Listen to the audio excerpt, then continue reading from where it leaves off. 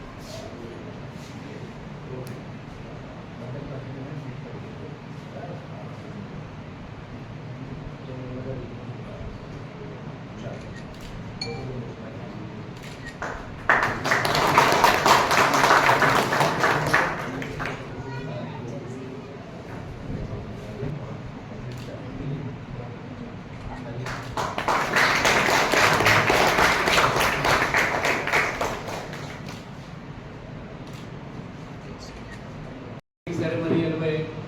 જે નગર ઓફિસર આજે પ્રમોશન અન્વયે એસપી સાહેબના હસ્તે તેમજ ડીવાયએસપી સાહેબના હસ્તે સ્ટારનું જે પદકનું જે છે એની કાર્યવાહી થનાર છે।